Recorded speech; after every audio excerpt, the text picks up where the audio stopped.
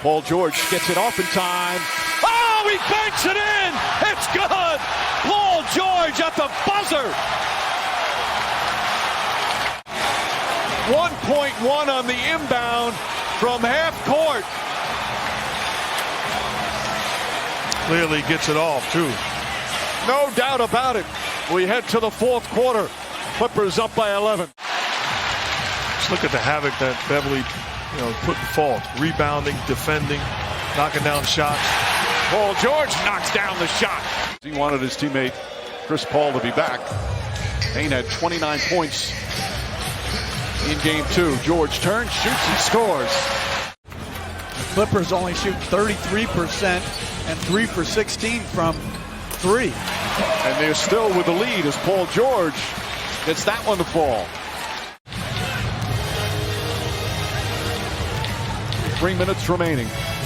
Second period. Zubac on the slam. George drives into traffic, pulls up, shot's good. And the Clippers regain the lead. Back-to-back buckets for Paul George. Phoenix has a foul to give. George drives, goes inside for the slam with 2.9 remaining. Defensively, mistake made by Ayton, hugging Zubac at the three-point line. Paul George turns the corner, punishes the smaller defenders, protecting the rim. High-level defending and elite offensive weapon. He did it in game 2 as well. Paul George drives inside, up and under, banks it home. Cam Johnson comes in for Phoenix. I tried to. It was like one of your patented back downs where you were met at the wall. Zubac, with authority. Well, Zubac does a great job on the baseline penetration of presenting himself right at the restricted area, catches and finishes. And Paul George doing a terrific job making the right plays. His watch right now, 4 fouls. And without Payne, will he be the backup point guard to Paul? Paul George nails the three-pointer. Well, just a zipper screen. Paul George got enough space. About a second difference, shot clock and game clock. Kennard for 3. It's good. Luke Kennard, long distance. Booker on George. Picks it back out. Jackson, three-pointer, puts it in. Reggie Jackson, a rainbow, and the lead back up to 13. Got 10 points here in the fourth quarter. Paul turns it over.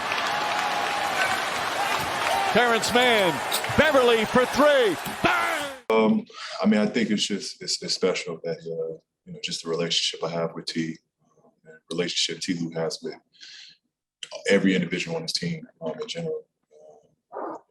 It just says a lot about him and his leadership.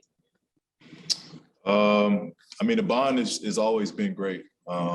Reggie is a real-time brother. He lived with me. He's been around my kids. My daughters love him. They adore him. And so he's family. My parents love him. He knows there's so many people down the list in my family alone that he can call if he ever needed anything. It's vice versa with his family. So it's a real brotherhood.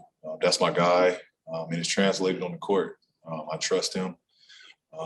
He's becoming one of the best closers in this game, and it's special to be able to share the court with Reg. We just hit it off from day one. He's just a cool dude. He was chill, he's just a great person, great human being. And, I just felt his energy. And I thought that was everything. He was just a great human being. Yeah, we talk after every game. The 2 games in Phoenix, I reached out to him. He'll text me after the game. We'll talk. We'll go over what we see and what we saw that night. And so he's very much a part of this team without being able to play right now. It's just great to have his mind and his presence still a part of this game, part of this team. It's great to see him in the locker room. And more so, we're just happy that, we just care about his well-being. That's what's most important. Whether he can play, whether he can't play, we're just happy for his overall health and his well-being. So, it's just great to see him. He was in the locker room. He was sharing his thoughts once again. And, a lot of stuff that he said, I went out and was trying to put it into a plan. He just giving me his perspective on the attention that I'm having on the court. A lot of it was, the guys are doing this, they're doing that. When you drive, he was just telling me rotations, what to look for, what's open, what's available. And so, it gave me a good game plan going into the second half to what I'm looking for.